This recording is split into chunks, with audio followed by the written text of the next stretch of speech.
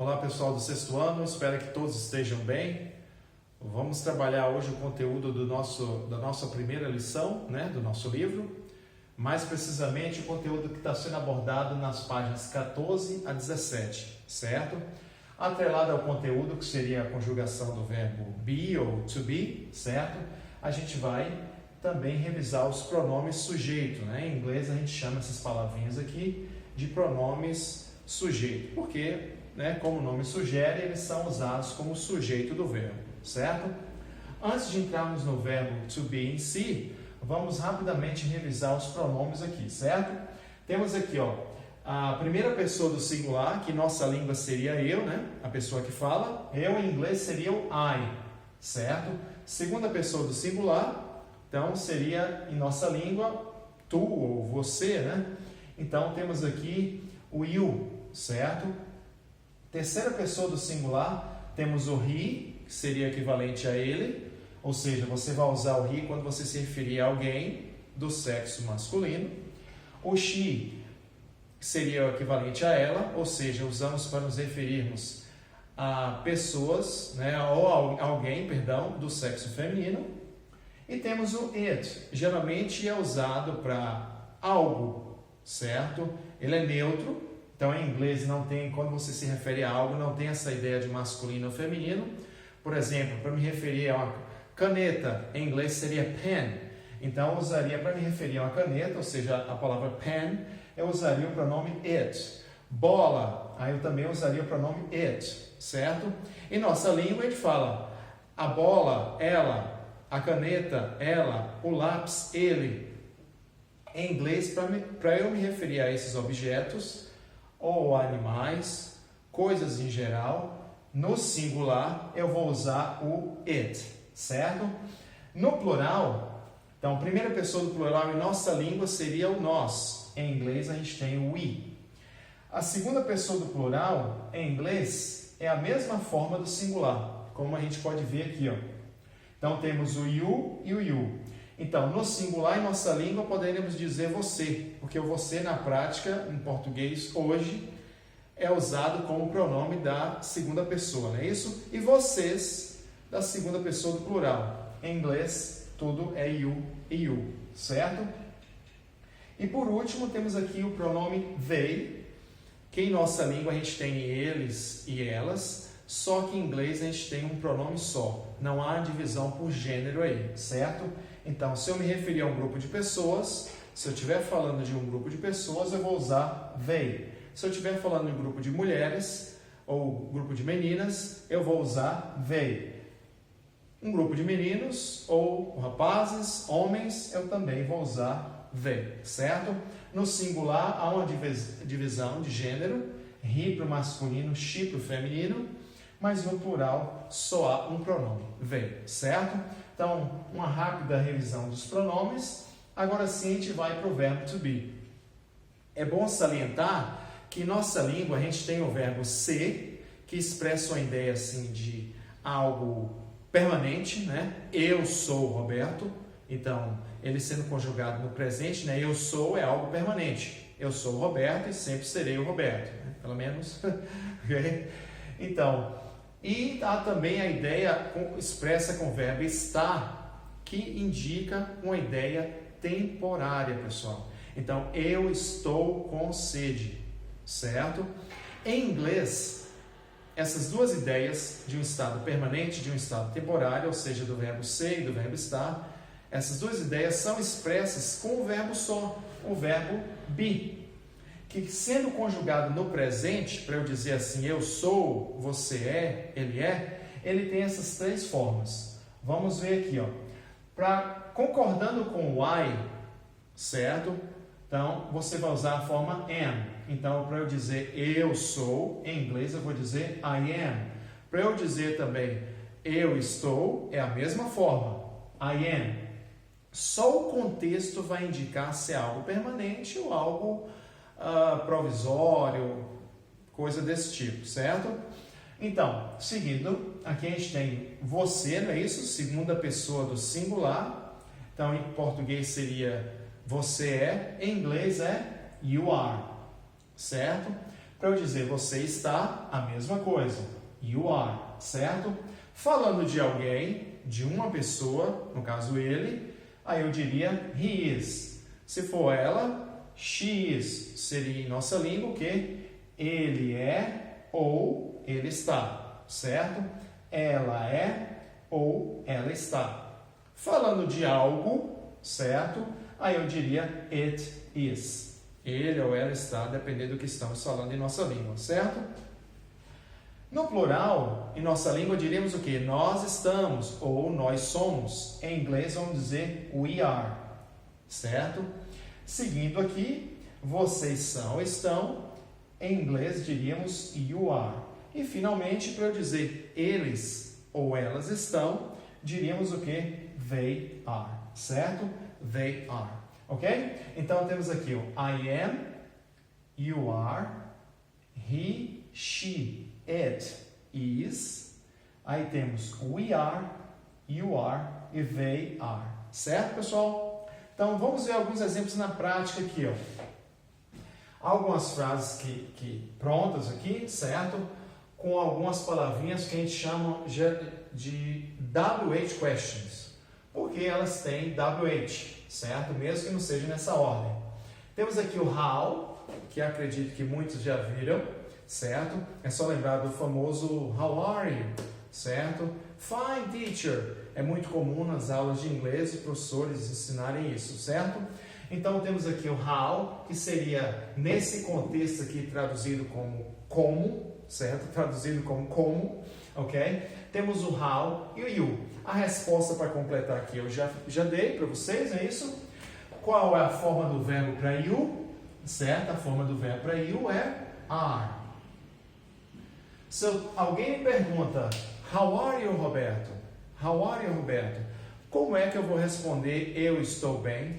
Eu vou dizer I, certo? I am okay. I am okay. Ok? I am okay, I am good, I am fine, certo? Há inúmeras formas de responder a esse how are you, né? Então aqui, ó, outra forma de dizer isso aqui, I am, muito comum na oralidade, muito comum quando a gente fala o idioma, é simplificar, certo? É usar a forma I'm, ok, pessoal? I'm. I'm é a mesma coisa de I am, certo? Só que essa forma chamada de abreviada, esse apóstrofozinho aqui, nesse caso, indica a omissão de uma letra, ou seja, uma letrinha ficou de fora, certo? Uma letrinha foi omitida, às vezes a omissão de mais de uma letra, né? No caso aqui foi uma. Então eu vou dizer I am okay ou simplesmente I'm okay, certo? Então você vai perguntar para alguém How are you? E a pessoa vai dizer I'm okay, certo? Vamos lá, na segunda frase aqui a gente tem how, que é o mesmo how, ou seja, como. E tem aqui your mother. Your mother. Estamos falando de alguém, uma pessoa do sexo feminino, certo? Quando a gente fala de alguém, o verbo fica, de uma pessoa, o verbo fica is, não é isso? Então a gente vai completar aqui a pergunta, how is your mother? Traduzindo ao pé da letra, seria como está sua mãe, certo? Como está sua mãe? How is your mother? Essa pergunta aqui, pessoal, com how, em inglês, geralmente se refere ao estado de saúde físico ou mental da pessoa. Então, em nossa língua seria como está? Como está sua mãe? Em inglês, para eu perguntar isso, eu vou dizer how's your mother? Lembrando que eu posso também abreviar aqui, certo, pessoal? Eu posso simplesmente dizer how's your mother, que é muito comum na oralidade, ou seja, quando a gente fala o idioma, quando a gente está conversando com alguém. A forma não abreviada é mais comum no inglês escrito, mas isso a gente vai ver mais para frente, certo? Então, se alguém me pergunta how is your mother, certo? How is your mother, Roberto? Eu vou tentar dizer algo do tipo ela está bem. Então, como é que eu diria isso em inglês? Eu vou dizer ela está, eu vou dizer she is. E aí a palavrinha, uma das opções para a palavra bem em português, Uma eu coloquei aqui ok e a outras também, né? Então vamos responder aqui, ó. She is good. Vamos usar outra palavra. She's good. She's good. Ok? She's very good. She's well. She's very well. Há várias opções, certo? Então, she, eu vou usar o she para substituir my mother. Ou seja, minha mãe. Eu vou usar ela, não é isso? She is good. Posso abreviar aqui, Roberto? Pode sim. Como é que ficaria abreviado? Ficaria X. Dá para o pessoal ver aí? Espero que o tamanho dê para vocês verem, né? Porque o quadro aqui é pequeno, pessoal. Certo? She is good. Ou eu digo she is good, she is good, ou simplesmente she's good. É até mais rápido dizer, né? É uma característica inerente da oralidade. A gente tem a tendência a ser mais rápido e objetivo, né? She's good, certo? She's good, she's good, she's okay, certo? Vamos para a terceira pergunta, né? Aqui temos um WH question, lembra? Essas palavrinhas aqui são chamadas de WH porque elas têm a letrinha W e o H. H seria H, certo? Então vamos na terceira aqui, a gente tem when, certo? When seria em nossa língua quando, ok? Your class, quando sua aula. Vamos imaginar que seja o English class, aula de inglês, certo? When your class. Estamos falando de alguém? Não. Então não vamos usar nem o he, nem o she. Estamos falando de algo. De quê? Da aula de inglês. Então, para substituir your class e eu responder essa pergunta, eu vou usar qual pronome? Vou usar o it, certo? Primeiro vamos completar aqui, né? Se eu estou falando de algo, então o verbo fica is. When is your class? Traduzindo de novo, seria ao pé da letra, quando é sua aula, certo? Quando é sua aula. Para eu responder, eu vou dizer it, ou seja, substituir my class, né? It, ela, a aula, it is on Monday. Ou seja, é na segunda, também na quinta, não é isso? Nossas aulas vão ser nas segundas e nas quintas. Mas aqui vamos colocar por falta de espaço on Monday, certo? Então, eu posso abreviar aqui? Posso sim, certo? Eu vou abreviar aqui mesmo, só um segundo.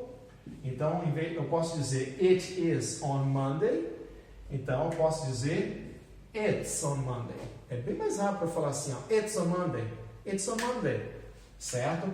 A ênfase, recomendo que vocês coloquem na resposta em si, que é on Monday, que é na parte mais importante da frase aqui, certo? É que de fato responde a pergunta quando. Quando é? Na segunda. Então, it's on Monday, certo? It's on Monday. It's on Monday. Seguindo aqui, temos um outro WH question, certo? Seria where. Where em nossa língua seria o que? Onde, certo? Então temos aqui onde seu pai, your father, seria o que? Onde está seu pai?